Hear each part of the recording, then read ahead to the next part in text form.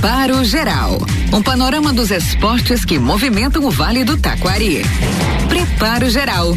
Bianca Malman, Caetano Preto, Ezequiel Naitsky e Rodrigo Vedói. Preparo Geral. É possível fazer parte do futebol sem estar dentro de campo. A gente aqui faz parte do esporte, do futebol, e não estamos dentro de campo sempre. Tem o torcedor, tem o repórter, o jornalista, outro setor que faz parte do esporte, mas nem sempre é visto ou lembrado, e digo até mais, só é visto ou lembrado quando acontece alguma coisa ruim, é o setor jurídico. Todo clube tem um advogado, vários advogados inclusive.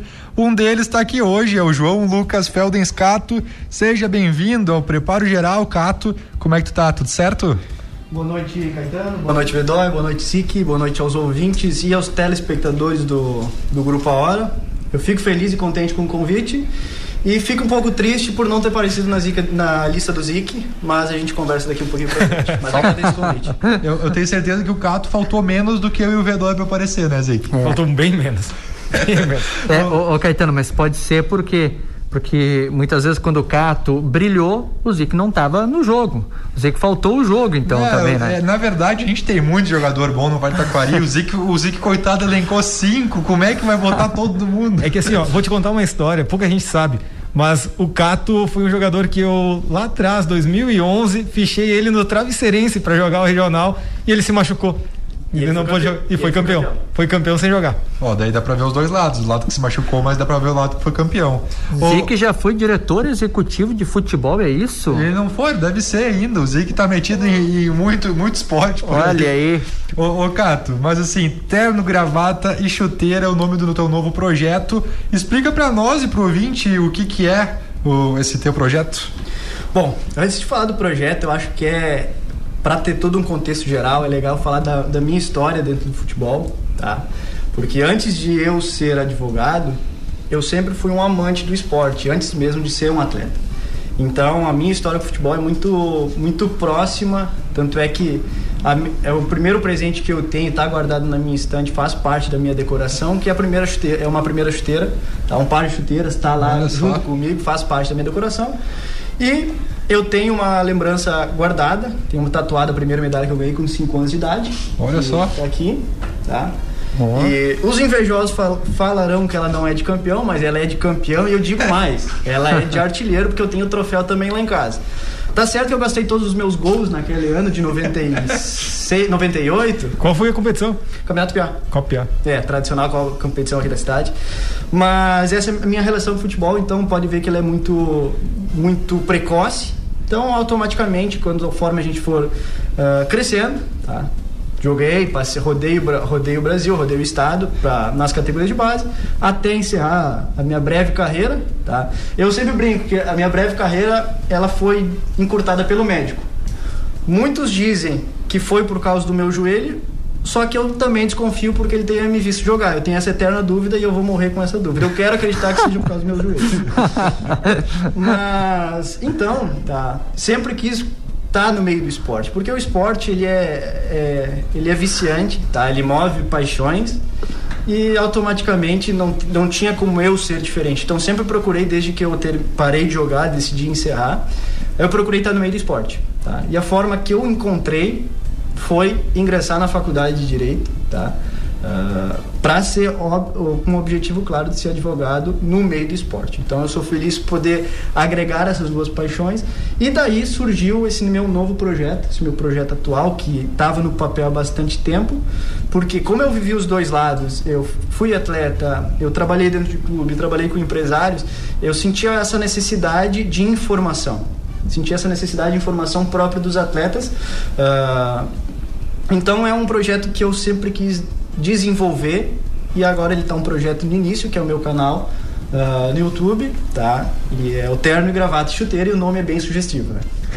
É um bom nome chamativo. Então é uma ideia que já estava há mais tempo sendo desenvolvida, agora saiu do papel. E qual é o grande objetivo? Como é que a gente sempre diz aqui no A Hora, temos a nossa missão, o nosso objetivo. Qual é a tua missão, o teu objetivo? A minha missão é informar cada vez mais os atletas, principalmente aqueles atletas que não têm uma pessoa ou uma instrução propriamente dita, simplesmente são largados dentro dos clubes sem a devida informação ou noção do que estão fazendo lá. Porque eu até postei um vídeo um tempo atrás na minha rede social que falava justamente sobre isso, porque os atletas abrem mão de muita coisa durante em prol da carreira. E uma das coisas que não voltam atrás, que eles abrem mão, é da infância. E a infância é o tempo, e esse tempo não volta atrás.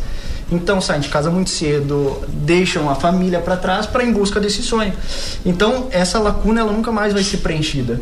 Então essa lacuna que eu quero tentar preencher com informação, com instrução, para literalmente deixar eles cada vez mais preparados para encarar essa vida que cada vez mais é profissional. E cada vez os atletas estão indo para mais longe, né? Principalmente Rio Grande do Sul, que a gente vê, eu tenho vários amigos meus que praticamente nem passaram pela base aqui no sul, já foram direto para Santa Catarina, alguns foram pro norte, nordeste, tanto que é o caso do Léo Gaúcho, um garoto, hoje joga no Santa Cruz, que de uma hora para outra fez um vídeo, o pessoal viu e ele foi indo. Então cada vez mais cedo os atletas estão não só deixando a família, como indo muito longe. Exato. Isso então é o que me motiva a cada vez mais ensinar, educar e informar esses atletas. E aí, como tu falou, é exatamente isso, acabam saindo muito cedo, não ficando próximo, porque o futebol por si só ele já é muito, muito gigante. O Brasil é grande e o mundo também é grande. Tem atletas que não começam, que não fazem a carreira aqui no Brasil, tá? Justamente por não terem, eu não digo que não ter oportunidade, mas justamente pela concorrência ser muito grande. Então começa a carreira fora do Brasil. Ô Cato, e assim, a gente até preparando o roteiro da entrevista, é um assunto difícil, delicado de tratar, porque não deixa de ser direito, e o direito é muita coisinha pequena, é muito livro grande. Como é que faz para desburocratizar, tornar o direito esportivo, por exemplo, mais atrativo, mais compreensível? Eu pego, então, faço uma lógica inversa, tá? Se o direito, ele é uma questão burocrática e chata, convenhamos para todo mundo que está ouvindo, é uma coisa chata, tá? O futebol não é. O futebol, ele não é uma coisa, é um entretenimento puro, tá? Move paixões, como eu falei lá no início. Então, eu acho que o principal ponto é falar a linguagem da pessoa que quer te ouvir, que é o atleta de futebol. Isso eu levo uma vantagem por ter vivido toda essa trajetória por trás, antes de ser advogado. Então acho que esse é o ponto principal. O Zic até separou um momento da tua carreira que ele comentou hoje pela tarde, Zic. A gente tava conversando hoje à tarde, né? Tu teve no Lajadense, teu começo foi brilhante, né? Tu participou da tua geração ali, vocês ficaram entre os melhores equipes do estado, treinando aqui no São José, sem estrutura nenhuma. E depois foram para Pedro Leopoldo lá disputar a Taça BH com aquela parceria com o Pedro Leopoldo, e também fizeram um campeonato lá incrível, tirando o Flamengo fora, se não me engano, né? Cara, eu não lembro, eu acabei não indo pra Taça BH, foi naquele período de transição que eu acabei parando, mas eu sempre digo, e é um consenso com todos aqueles que jogaram naquela época, em 2009, tá? Que foi quando o Lajadense ficou um período fechado e reabriu como juvenil, sem sombra de dúvidas foi o melhor grupo com o qual eu já participei, tá? Isso é unanimidade entre nós, que a gente mantém contatos ainda, porque é uma coisa curiosa. Nós, como éramos de Lajeado, tínhamos uma rivalidade muito grande com Estrela, com a Ismel. E a Ismel tinha um time fantástico, que era o Paulinho Araújo, era a Jean, era a Mairo, Duda. Então, tinha toda uma rivalidade entre nós aqui, pessoal de Lajeado com Estrela. E juntou isso lá em 2009. Tá? E uma peça muito importante que eu acabei tendo alguma dificuldade para poder desenvolver um pouco depois foi o Beto. Foi uma figura sensacional, o Beto Guevara. Uma pessoa sensacional que conseguiu fazer esse link entre nós e acabou sendo o melhor grupo com o qual eu já participei. Tanto é que a gente a gente acabou caindo no último quadrangular. A gente ficou, se eu não me engano, em quarto lugar. No último quadrangular, quinto lugar, porque a gente acabou não classificando, porque nós ficamos no quadrangular que caiu Inter e Grêmio, e o Pedra Branca acabou ficando em terceiro. Aí complicou até o Matheus Scheid, ele manda pra cá que essa geração 92 só deu coisa boa pro Vale, era uma geração boa, realmente. O Matheusão, teve umas histórias boas com o Matheusão também. Dessa tua turma, dessa tua geração 92 aqui, quem foi o atleta que deslanchou, que decolou assim na carreira? Quem mais deslanchou? O bom é que entrega a idade do Cato também. Eu não tenho que me entregar. Eu sou um novo velho. Tenho 28 anos. Mas da nossa geração, cara, poxa, é curioso falar porque foi o melhor grupo que eu participei. Eu acho que foi até... Acho que isso do Vale, nós ficamos somente atrás em campanha, por história, acho que Encantado, se eu não me engano, na época do Brock, ali daquela época. E nós ficamos, acho que em quinto. Da nossa geração, acho que quem foi mais longe, se eu não me engano, foi o Jean Botti, que acabou jogando pelo profissional do Lajadense, depois subiu pro Cruzeiro. Se não me falha a memória, foi o Jean. Ô Cato, e hoje tu tá do lado de fora tratando sobre isso, mas tu tinha o sonho de ser jogador, tu falou já um dos motivos de que não aconteceu foi a lesão. Não. As lesões? Não foi. O médico me viu jogar. O médico te viu jogar. Como é que tu lidou com a situação de... Pô, eu queria ser jogador, não consigo, não vou conseguir. Como é que foi pra ti esse momento? Cara, foi frustrante. Eu lembro exatamente o momento. Eu chorei, obviamente, porque quando eu tomei essa decisão, foi uma decisão difícil, mas foi uma decisão consciente, tá? Eu decidi encerrar, que foi acho que no ano de 2011, quando eu tava no Juniores Lajadense. E aí eu decidi encerrar, foi uma decisão difícil, mas eu sempre tive um apoio familiar muito forte. Tá? E eu sempre tive esse apoio que me deixou sempre com a cabeça tranquila, com as portas abertas, que tudo que eu decidisse, eles iam me apoiar. Então, no momento que eu decidi, foi uma decisão triste para mim, chorei, tá? E encerrei. Só que um fato curioso que pouca gente sabe é que depois que eu saí do Lajadense, eu recebi um convite para ir para LAF. E pouca gente sabe. Olha só. Pouca gente sabe que eu recebi um convite para ir para LAF. Eu acabei treinando lá por 3 meses, quando foi o momento que eu acabei... Única pessoa que eu conheço que quebrou o osso do calcanhar. Fui eu e acabei encerrando de vez. Tá, mas qual foi a outra, antes dessa lesão aí, qual foi a lesão que tu teve que fez tu passar pela cirurgia? Não, na verdade as minhas cirurgias do joelho, eu sempre brinco, mas as minhas cirurgias do joelho, a primeira foi em 2013, quando eu já tinha parado de jogar. Foi lá no campo. Foi depois. Foi lá no campo do Gaúcho de Teutônio. Eu lembro exatamente. Já são coisas marcantes, né? Sim. Ô Caetano, você sabe que você falou agora, mandou um abraço pro Matheus Scheid, que é amigo do Cato. E hoje nós conversamos aí que falou que ele jogava muita bola, mas eu vou dizer, eu acho que o pai dele, o Rubinho Scheid, pai do Matheus, acho que jogou 3 vezes melhor que o Matheus. Esse é fera ainda. Ô Cato, mas dentro desse projeto que você tá propondo, quem é que tá te buscando mais? São os próprios jogadores? São os pais dos atletas que também têm muita dúvida? Pensa, o futebol hoje é um meio de vida, é um meio de ganhar muito dinheiro e muitas vezes ganhar dinheiro rápido, não é para todo mundo.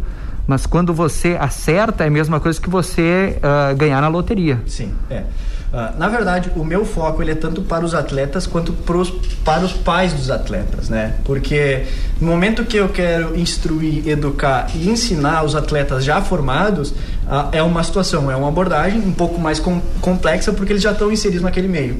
Mas no momento, como o futebol é muito cíclico, então vai existir meninos cada vez mais querendo ser jogador de futebol.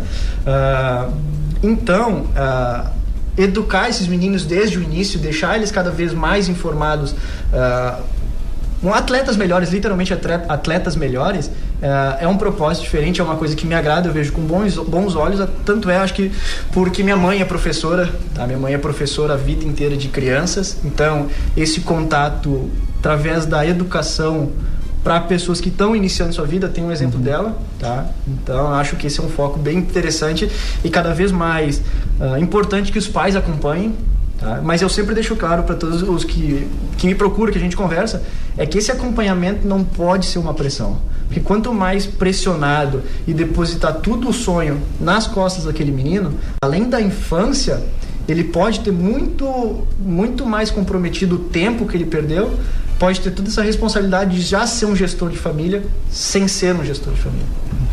Ô Cato, além de... A gente sabe que hoje em dia a gente ouve muito falar em clube que não paga salário, promete, não paga, mas a questão também, tem muita gente esperta, digamos, para cima dessa garotada, tipo empresários e coisa assim, que tenta passar a perna ou aliciar alguma coisa, ganhar muito em cima. Sim. Hoje em dia tem isso? Tem. O futebol, ele é um meio... Ele não é uma finalidade, ele é um meio, tá? Ele é uma finalidade para quem vive, quem joga futebol, mas ele é um meio, ele é um negócio, tá? É um negócio puro para quem para quem trabalha nos bastidores. Então existe, assim como em tudo, tá? Em todos os lugares existem pessoas boas, existem pessoas ruins, tá? Então, voltando um pouquinho, não querendo ser repetitivo, mas o projeto também em si do meu canal é ensinar e educar esses atletas para que eles também não caiam, acreditem simplesmente na palavra de qualquer pessoa que vende um sonho. Porque é muito fácil pegar um menino que está deslumbrado, que deslumbra, porque o futebol deslumbra. Se perguntar para o menininho, ele quer ser jogador de futebol, ele é o sonho da vida dele. E quer ser aquele 1% que vê na TV, né? Exatamente, esse é 1%, ele quer ser 1%. Então, uma das ideias que me acompanhem para que eu possa educar e ensinar eles. Até eu recebi um feedback de um atleta um tempo atrás, que ele mandou simplesmente que eu de ontem para hoje eu já fui um atleta muito melhor. Então esse é o sentido, isso que são as coisas que me motivam para serem melhores fora de campo, porque fora de campo o resultado dentro de campo ele se torna muito mais fácil de ser atingido. Com certeza. E ô Cato, te acompanho, te conheço há muito tempo, acompanho, e realmente o fato de ter uma linguagem acessível, falar de uma forma que induz a pessoa a participar, seja que enquete, pergunta no Instagram. O teu primeiro vídeo, até muito interessante, tu vai falar também no teu canal sobre questões atuais. Hoje é o papo da última semana, que foi o vídeo que tu falou, sobre essa recente ida de youtubers para equipes de futebol. Começou ano passado aqui no Brasil com o Fred do canal Desimpedidos, que foi pro Magnus Futsal. Agora temos o Duda Garbi no São José, temos o Cartoloco no Resende. E tem mais outros aí no Fred, estavam cogitando até aqueles dias do Fred ir pro Cruzeiro. Daqui a pouco vamos ter o Rodrigo Vedói na Alaf. Até o que tu falou nesse vídeo, qual a tua visão sobre isso? Eu sei que tu leva essas histórias para um ponto muito interessante que tem a ver com os atletas também, né? É que o futebol, ele não é simplesmente futebol, tá? O futebol é muito maior do que isso, tá? Ele parte para um campo de entretenimento, tá? Essa é uma situação. E a outra situação é que clubes precisam ser sustentáveis, precisam encontrar formas de ter dinheiro, que, como eu falei, essa forma de ter dinheiro, eles conseguem gerenciar um clube, porque não se faz futebol sem dinheiro. É uma questão, não digo hipócrita, mas é uma questão de falta de bom senso dizer que futebol é simplesmente uma coisa, se colocam os meninos lá, se colocam os atletas lá para jogar. Não, futebol precisa de dinheiro, e para fazer dinheiro os clubes precisam encontrar formas, e essa forma de criar entretenimento veio muito mais forte agora na época de pandemia, porque o futebol teve uma parada e teve uma quebra, tá? Até afastou a torcida, porque a torcida não pode, mas esse não pode, mas os estádios estão sempre cheios se nós formos olhar. Então esse é um ponto que eu também tenho crítica. Esses dias o Juventude foi jogar a Copa do Brasil lá em Alagoas contra o Muricy, tava lotado o estádio. Exato. Mas então, a questão de youtubers, influenciadores, eu vejo com muito bons olhos, porque todo mundo ganha. Todo mundo ganha. Os clubes ganham, o influenciador ganha, e o atleta diretamente e indiretamente ele acaba sendo influenciado, porque se o clube consegue angariar recursos, ter dinheiro, ele consegue dar melhores, não digo financeiras só, mas melhores condições de trabalho, porque eu já vi em muito lugar, aqui no estado, fora do estado, que não tem condições nenhuma de ter trabalho, e qualquer outra pessoa que não conhece futebol ia ficar espantada com as condições que o nosso futebol existe, assim, literalmente como o Duda Garbi fala, é o futebol raiz.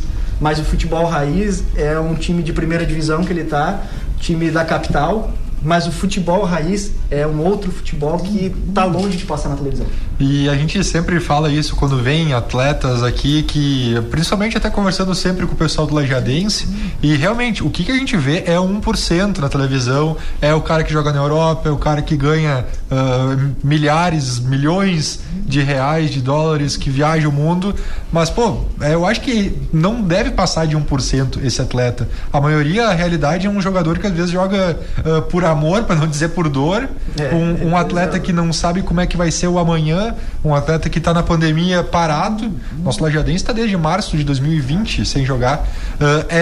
Na verdade, é mais esses atletas que tu busca alcançar. Eu internamente, e agora eu vou externar, eu divido futebol em 5 camadas, que é A, B, C, D e E. Que naturalmente é Série A, Série B, Série D e Série E. Enfim, Série E não tem, mas seriam os estaduais. Então eu divido nessas 5 camadas. Série A, B, C, D e E.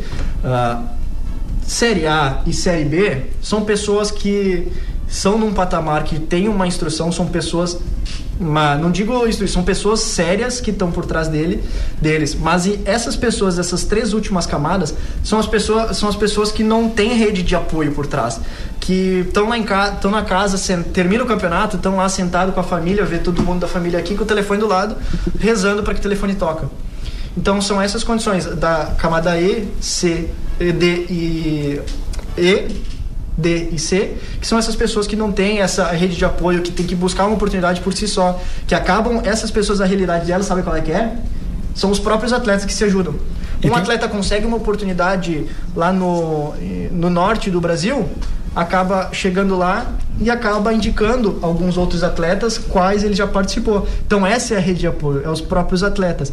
E muitas dos atletas que chegam nesses lugares, as condições, como eu falei antes, são condições inimagináveis e eles acabam tendo que aceitar por não saberem lidar com essas situações. E fora também a questão do mês, que às vezes o mês acaba tendo 90, 180 dias que acabam nem tendo, né? Acaba nem tendo às vezes, né? A gente tem no quadro aí que o Craques do Vale, e a gente cansou de falar com os atletas e eles, eu não tenho tantos mil tá pendurado atrás e não tenho certeza que vou receber, ou eu recebi de desistir de reivindicar o dinheiro que era seu, porque sabia que ia estar só gastando mais dinheiro para reivindicar o seu. Ou tem gente aí que recebe daqui 15, 20 anos, vai receber uma quantia de 3, 4 mil reais que estava pendurado há 15 anos atrás. Então essa é uma situação que tá mais nessas camadas, né?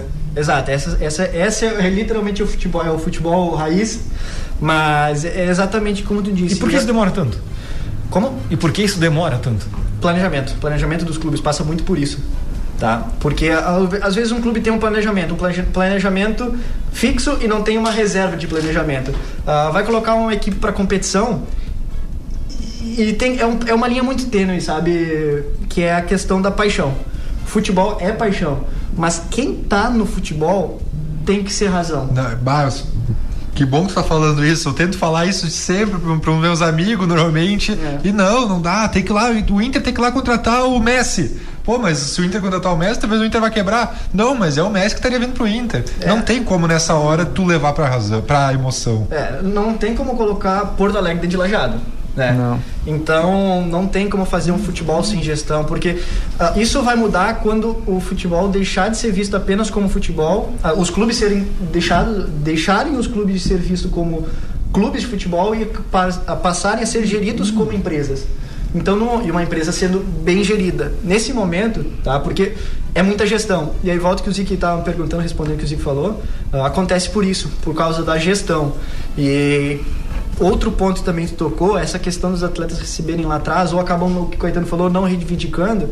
E é uma frase que eu ouvi, eu li em algum livro, tá? Que fala que as pessoas podem até abrir mão de valores financeiros. O que elas não podem abrir mão é de valores pessoais e profissionais. E um atleta não vai sair de casa, deixar a família e viajar para longe para trabalhar de graça e voltar para casa passando fome e ver a família passando fome. E a gente vê muito isso, Cato, porque olha a infinidade que tem de atletas que teriam condições de estarem no profissional, quem sabe jogando até a primeira divisão de futebol gaúcho e estão no amador, estão jogando os campeonatos regionais e tudo, que muitas vezes ganham mais dinheiro jogando no amador do que jogando profissional e tendo menos, menos incomodações e possibilidade, digamos, joga o profissional, não sabe se vai receber o salário. Eu não sei, tu falou muitas vezes ou a maioria das vezes? Quase todas as vezes. Quase todas as vezes. O futebol, nessas camadas que a gente está se referindo, só fica no futebol profissional quem ama a profissão, quem quer realmente ser jogador de futebol. Porque se for avaliar a questão financeira, futebol amador vai pagar muito mais e vai ter muito menos incomodação. Mas quem ama futebol, quem respira futebol, vai apostar nesse sonho. E assim, até tu falou a palavra-chave que é a gestão, a gente sempre reitera isso aqui quando conversa com o pessoal do futebol. Eu sei que eu e o Zico, a gente fora do programa conversava, recentemente entrevistamos o Cícero Souza, gerente de futebol do Palmeiras, e, cara, conversar com alguém que é da área e que entende tu vê que é outra prateleira. E mais do que isso, ele falou coisas pra nós, foi o quê? 10 dias atrás, nem isso. E tu vê isso sendo mostrado na prática, por exemplo, no mercado de transações, de transferências. Porque ele falou, o Palmeiras não vai mais fazer isso, o Palmeiras vai fazer isso. Daí tu vê o que tá acontecendo, contrata um brasileiro pinçado lá da Europa, que pode dar retorno, contrata um destaque da Série B, que é o Ademir do América. É bom também entender um pouco mais e ver os bons exemplos sendo postos em prática, né? Sim, é muito importante. É muito bom ouvir conselhos e opiniões de pessoas que chegaram aonde a gente quer chegar, onde a gente almeja. Então, ver a minha opinião do Cícero, eu acompanhei. Ele é um cara que está lá dentro, e se ele chegou lá, ele não chegou por um acaso. Porque chegar lá simplesmente pode chegar, mas durar e se manter é muito difícil.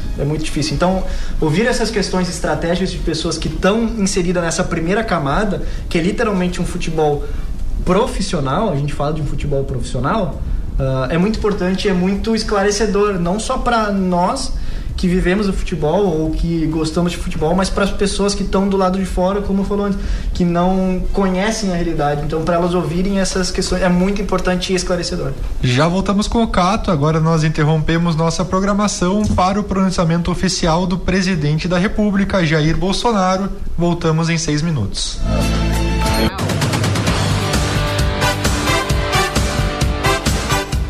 20 horas e 35 minutos, estamos de volta. Quem está conosco na live acompanhou o vídeo de estreia da nossa série no YouTube do Baú do Regional. Rodrigo Bedói pode falar um pouco mais quem foi a primeira equipe que tu abordou e qual já será a segunda? Entrega aí pro pessoal. A primeira equipe foi Esperança de Dona Rita, o primeiro campeão regional em 1985, ano que eu nasci, viu, o Caetano? Esperança foi campeão. Pra ver, o pessoal tá vivo, o pessoal tá jovem ainda que foi campeão, não faz muito tempo não, viu? E a gente bateu um papo com o pessoal lá, contou a história desse primeiro título, lá você tem, olha, enfim, tudo que aconteceu naquele primeiro regional, de uma equipe que entrou na competição para ser, quem sabe, uma das mais fracas, para ser a zebra, e terminou a primeira fase vencendo jogos, por exemplo, contra Guarani de Venâncio Aires, que vinha num crescimento muito grande, enfim, contra as equipes, e se tornou das favoritas para o quadrangular final. Não era mata-mata para conquistar o título, é um quadrangular final. Conquistou o título e levantou a taça, portanto, Esperança de Dona Rita. E a gente entrega pro ouvinte, pro telespectador na live, qual será o próximo vídeo do Baú do Regional, que deve entrar na sexta-feira. A gente vai trazer uma das comunidades que até hoje, onde eu estive cobrindo o futebol amador, é uma das mais unidas que eu já acompanhei num campeonato, que é a equipe do 25 de julho de Picada Aurora. A gente foi lá, fez um trabalho muito bacana de filmagem, reportagens e tudo mais. E o nosso grande colega, o Vinícius Uber, ele que é fera na questão aí dos vídeos, tudo, tá preparando um material. Torcedor do Juventude. Preparando um material muito bacana. Não fala Juventude, ô Caetano. Ontem fiquei até meia-noite para lá o jogo de Juventude de Ipiranga. Mas venceu. Acordei hoje numa tristeza daquelas, viu? Então, quem tem interesse, corre lá no YouTube, A Hora Esportes. Procura nossos vídeos. Ontem lançamos vídeo, temos mais vídeos vindo nesta semana. Preparo geral em nome de Gota Limpa. A Gota Limpa está de cara nova, embalagens mais modernas, mais práticas e mais sustentáveis. Com Gota Limpa tudo fica bem. Lucasa Construtora, acesse o site lucasaconstrutora.com.br e conheça os empreendimentos. Também Sicredi Integração, o Pix já está disponível para você, acesse o aplicativo do Sicredi e descubra. E também Loja Sertel, com todos os cuidados, as lojas Sertel continuam à disposição da sua família através do WhatsApp 99288-7463, das redes sociais ou 0800 722 0505. Fazer juntos é cuidar de todos. Preparo geral, estamos conversando com o João Lucas Feldens Cato.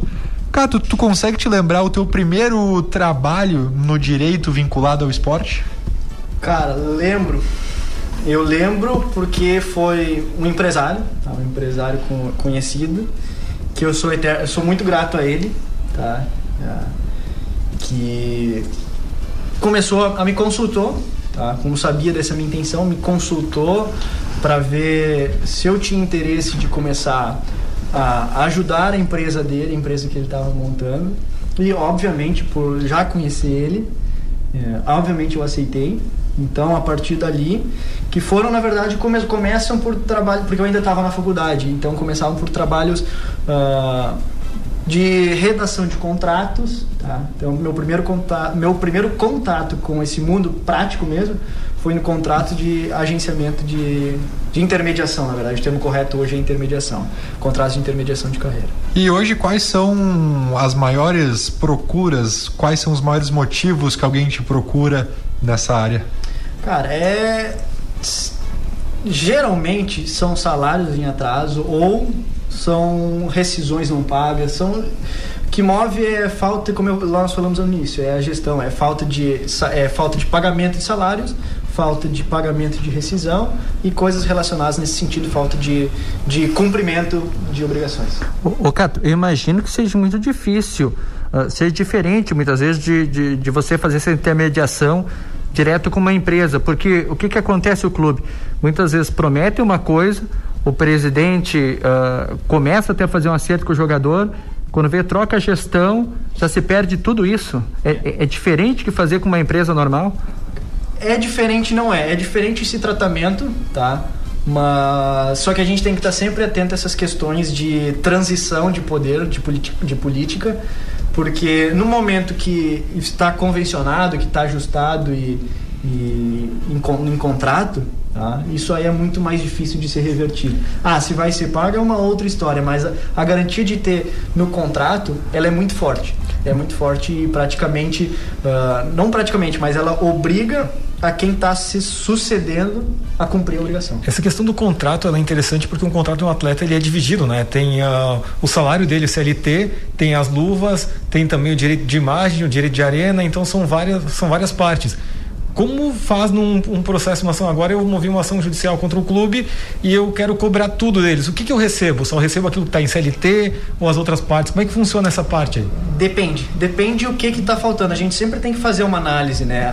Como logo lá no início nós somos vistos como algumas pessoas não gratas, mas a gente tem que sempre fazer uma análise e nada do que é feito, pelo menos por questão ética, nada do que é pedido é o que não está sendo disposto, não é o que está sendo deixado de cumprir. Então aí tem que fazer uma análise se deixou de cumprir salário, se deixou de pagar direito de imagem, se o direito de imagem ele é superior a 40%, que é o limite da Lei Pelé, né? A divisão de remuneração entre Lei Pelé e direito de imagem o salário ele pode ser até 60% na carteira de trabalho. E o direito de imagem ele pode ser até 40%, mas ele tem que ser um direito de imagem comprovadamente explorado, né? Então essa é a divisão. Então aí sempre tem que fazer uma análise, cada caso é um caso diferente, né? E para se especializar nessa área, Cato, como é que foi o teu processo? Porque tem aquela velha frase, né? A faculdade da vida ensina muito mais do que a faculdade. Pro direito desportivo, quem quer começar hoje, onde é que ele começa? Hoje, em função da pandemia, a educação ela teve que se alterar um pouco. Então existem alguns cursos, eu fiz alguns cursos online, li bastante livro relacionado ao assunto, e a gente vai ter que sempre se especializando. Semana que vem, se eu não me engano, na segunda-feira, eu começo um novo curso, tá? Que vai durar em torno de uns 6 a 7 meses, especialmente na questão trabalhista desportiva. Então, para quem está começando, eu indicaria fazer uma boa pesquisa, para pesquisar o índice de satisfação dos cursos online, e os livros eles dificilmente erram, então são uma boa fonte de informação e de aperfeiçoamento. E sabe que eu sempre falo dos livros, até minha primeira lista hora é sobre livros, porque tem muita gente que gosta de futebol e acha que o livro não entra em campo, tu não joga futebol com livro, mas cara, saber a história, entender o mundo que é um jogo de futebol, tu pode olhar da forma, digamos, rasa, 90 minutos, 22 caras correndo atrás de uma bola, mas dá pra entender por que esses caras estão ali, como é que eles chegaram ali, dá pra entender sobre a parte de fora, a parte do direito também. Então fica a dica aí também a quem está ouvindo, a quem está olhando. Tem gente que não gosta de ler, mas é porque não achou a sua leitura, e a leitura de esporte, a leitura de direito esportivo pode ser a sua praia, então fica aí essa dica. Exatamente. Ô Cato, como é que é esse mercado no Brasil? Ainda é uma coisa que está iniciando, já é um mercado consolidado, tu tem muita concorrência, digamos assim, ou é uma coisa que aí já está crescendo, consolidado? Como é que está isso? Então, para responder essa pergunta, a gente tem que fazer uma análise. Vamos lá.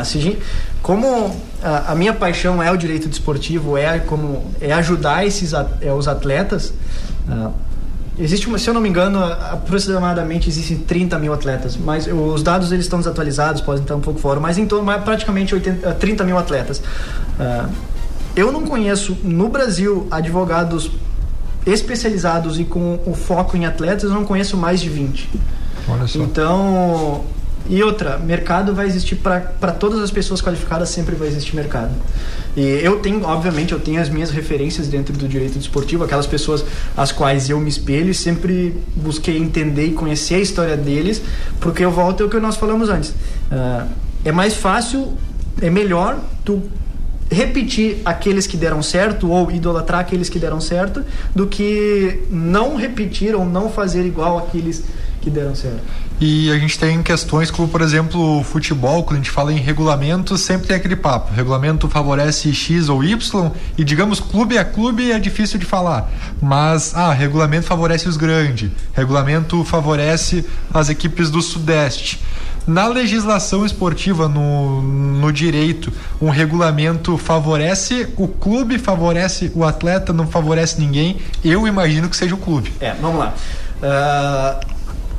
O atleta é exceção, né? Então a Lei Pelé é uma exceção.